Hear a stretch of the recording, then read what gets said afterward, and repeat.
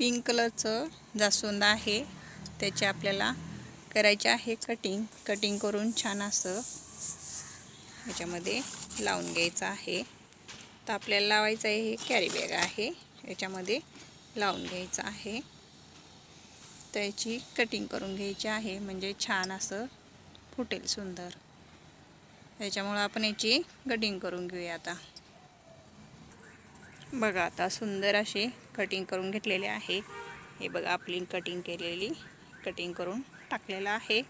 तर याच्यामधून कुंडीमधून काढून घ्यायचं आहे आपल्याला आणि कॅरी बॅगमध्ये लावून घ्यायचं आहे.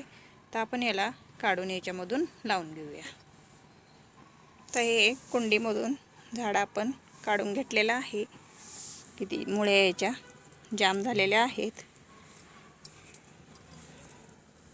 बघा, मुळ्या किती जाम झालेल्या आहेत.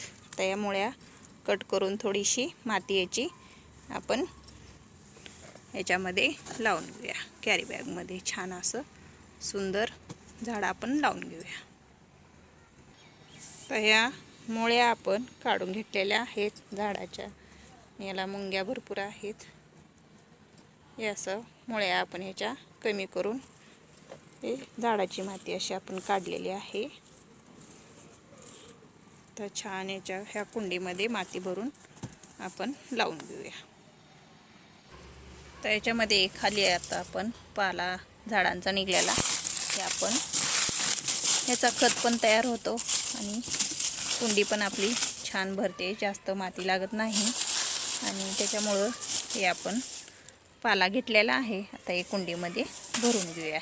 कॅरी बॅगमध्ये पाला आता ह्याच्यामध्ये भरलेला आहे. आता याच्यावरती आपण माती भरून घेऊया छान अशी. तर हे झाड आपण ज्यामध्ये कॅरी बॅगमध्ये ठेवून घेऊया. छान आता झाड आपलं ठेवून झालेलं आहे. त्याच्यामध्ये आपण आता माती टाकून घेऊया असं सुंदर. आता हे माती भरून घेऊया. हे आपलं जास्वंदाचं झाड असं छान सुंदर. कॅरी बॅगला मोठी पडल्यामुळे हे आपण काटे ह्याचे असे दुमडून घेतलेले आहेत.